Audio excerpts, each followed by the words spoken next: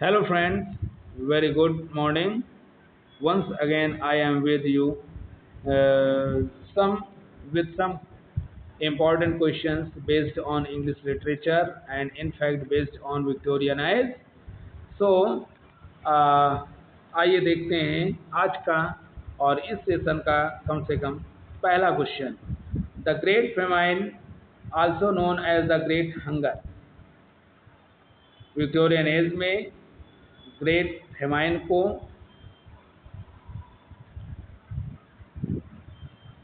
Great hunger नाम से जाना जाता है या ग्रेट स्टारवेशन के नाम से जाना जाता है। The famine with in Ireland, the Irish Holocaust on the Irish potato famine mostly outside Ireland was a period of mass starvation and disease in Ireland. तो ये कब किस टाइम पीरियड की बात हो रही है ग्रेट फेमाइन?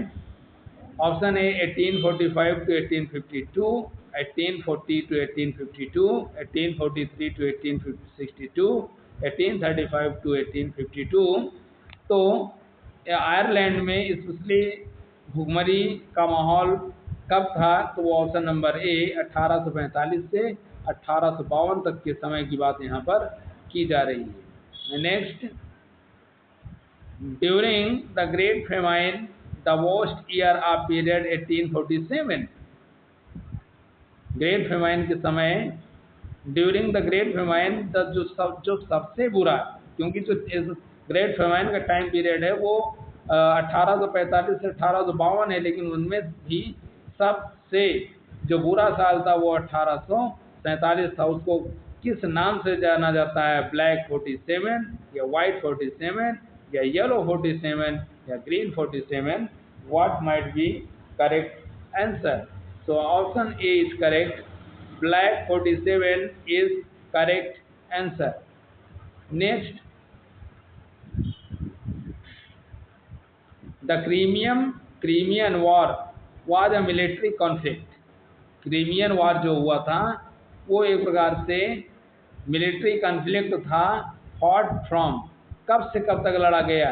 इन विच, और उस क्रीमियन वार के दौरान रसिया ने भी खो दिए थे to an alliance made up of France and Ottoman empire, United Kingdom and Sardinia. उसमें ये एक प्रकार से रसिया की हार हुई थी। तो ये क्रीमियन वार कब चला था?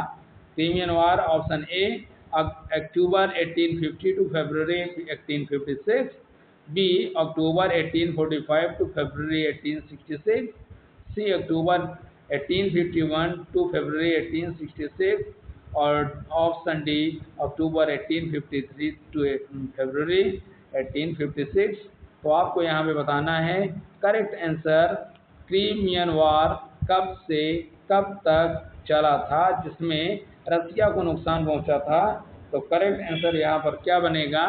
वो करेक्ट आंसर है ऑप्शन नंबर डी, अक्टूबर 1853 से फरवरी 1856 तक क्रीमियन वार चला था। अक्टूबर 1853 से फरवरी 1856 तक क्रीमियन वार चला था, जिसमें रसिया को काफ़ी नुकसान झेलना पड़ा। Next,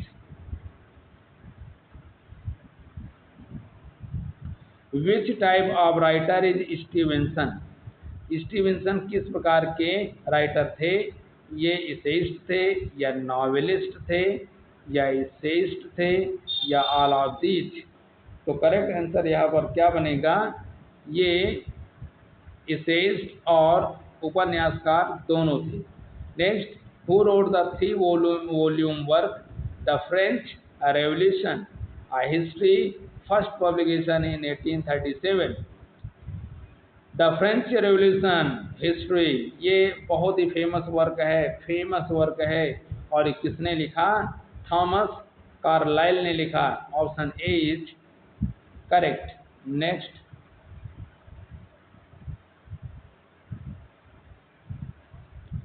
on heroes hero worship and the heroic in history is a book by. On heroes hero worship and heroic in history is a book by. तो ये बुक किसकी है?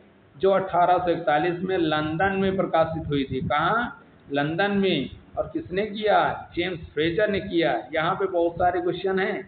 ऑन हीरो हीरो वर्शिप किसकी book है? Thomas Carlyle की book है।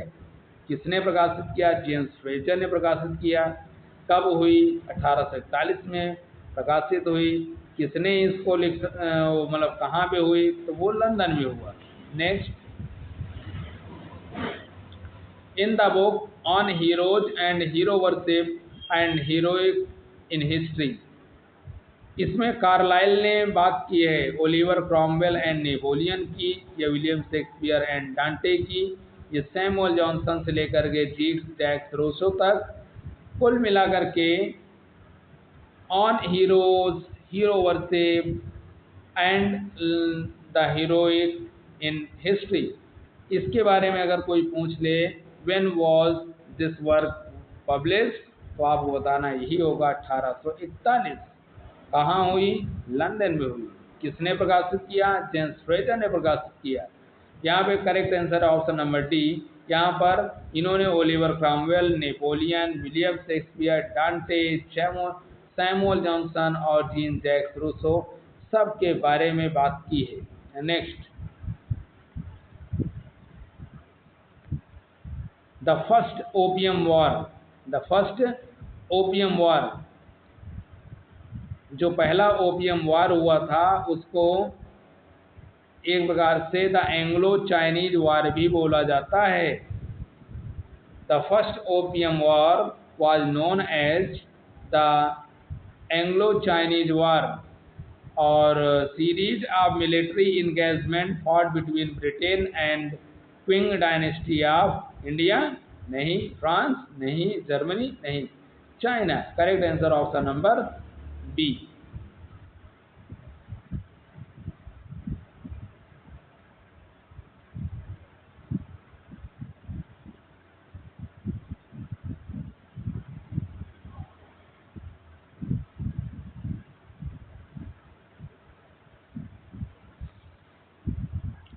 Dear friends, अगर video आपको हेल्पफुल लग रहा है, आपके लिए उपयोगी लग रहा है, तो आप चैनल को लाइक करें और अपने मित्रों तक शेयर भी करते चलें। और next question, who wrote the essay a night among the pines, ये एक निबंध है। A night among the pines, इसे किसने लिखा? कार्लाइल ने, या एडिसन ने, या एलिया ने, या आर.एल. स्टीवेंसन ने? तो करेक्ट आंसर यहाँ पर क्या हो सकता है फ्रेंड्स? करेक्ट आंसर यहाँ पर है option number D. It was written by R L. Stevenson. R L. Stevenson wrote this essay, what? A Night Among the Pines. Next, who wrote the essay An Apology for Idlers? An Apology for Idlers was written by Addison Smith, Richard Steele, Stevenson. So correct answer Stevenson. Stevenson ने ये भी निबंध लिखा था। Next, who wrote the essay A Plea for Grassland? Plea for Grassland, Carlyle, Addison, R L. Stevenson और Elia. तो correct answer is option number C. A plea for grassland was an essay and it was written by R.L. Stevenson. So here back to back 3 questions are based on R.L. Stevenson. The first is A Night Among the Pines, second An Apology for Idlers, and the third one is A Plea for Grassland. All these 3 are work of R.L. Stevenson. Next,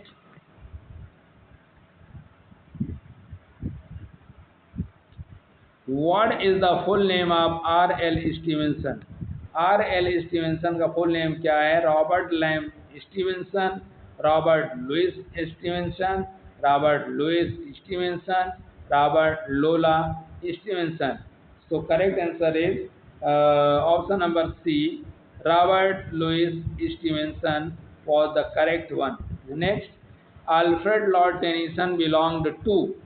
Alfred Lord Tennyson संबंधित थे किससे? Elizabethan age से, या classical as से, या romantic as से, या Victorian age से? each and everybody knows Alfred Lord Tennyson, who was the best poet of Victorian age. So he belonged to Victorian age. Next, who is called the representative poet of Victorian age? Representative poet की बात हो गई है, तो इसी video में कई बार मैं आपको बता चुका हूँ कौन था representative poet of Victorian age. वो थे Alfred Lord Tennyson. Next one, which poet of Victorian age combines the romantic spirit with the spirit of social reform. Victorian age का वो कौन सा कवि था जो रोमांटिक स्पिरिट के साथ साथ स्पिरिट ऑफ सोशल रिफॉर्म की भावना के साथ चलता था? तो क्या वो ब्राउनिंग थे, या लैम्ब थे, या टेनिसन थे, या मैथ्यू आर्नल्ड थे? तो करेक्ट आंसर यहाँ पर क्या बन सकता है? करेक्ट आंसर डियर फ्रेंड्स यहाँ पर क्या बन सकता है? तो वो निश्चित तौर पे रिप्रेजेंटेटिव पोइट की ही बात हो रही है, वो थे अल्फ्रेड लॉर्ड टेनिसन। अगर ज्ञानपरक पोएम इनकी देखनी है तो आप मेमोरियम पढ़ सकते हैं, और इसके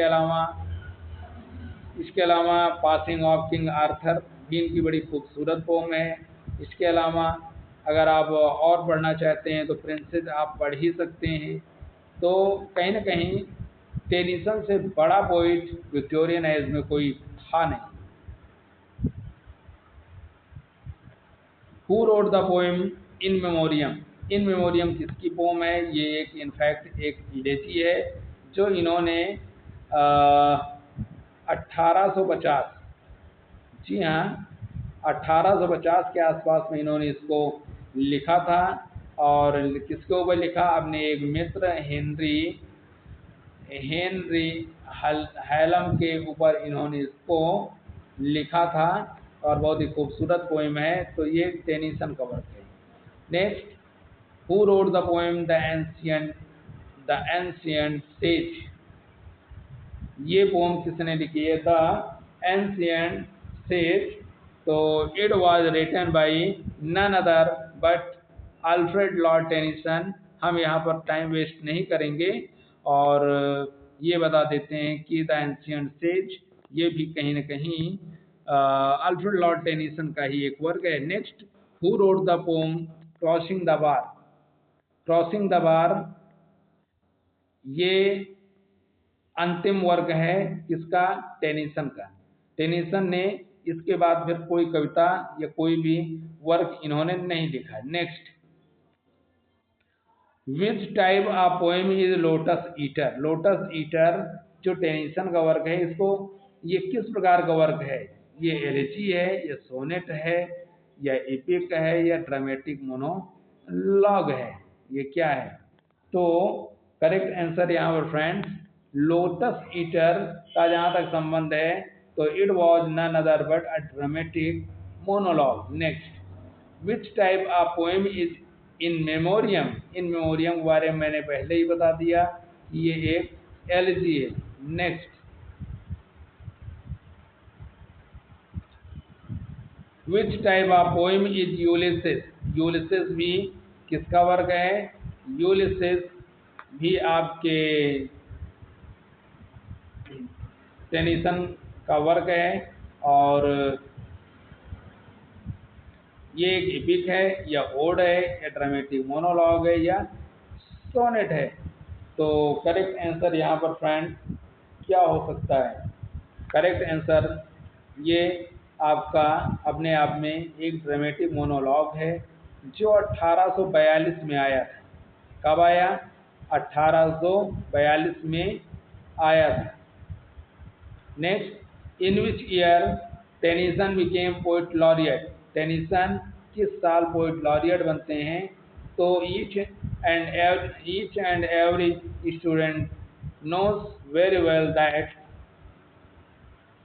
Alfred Lord Tennyson became poet laureate in 1850 after the death of William Wordsworth। William Wordsworth के डेथ के बाद यही बनते हैं और ये 1892 तक, जी हाँ 1892 तक ये इंग्लैंड के पोइट लॉरियट रहते हैं। तो डियर फ्रेंड्स, यहाँ पर आज बस इतना ही, इस वीडियो में इनफैक्ट इतना ही, और आगे नेक्स्ट क्लास के साथ मैं फिर हाजिर होऊंगा। बहुत बहुत धन्यवाद।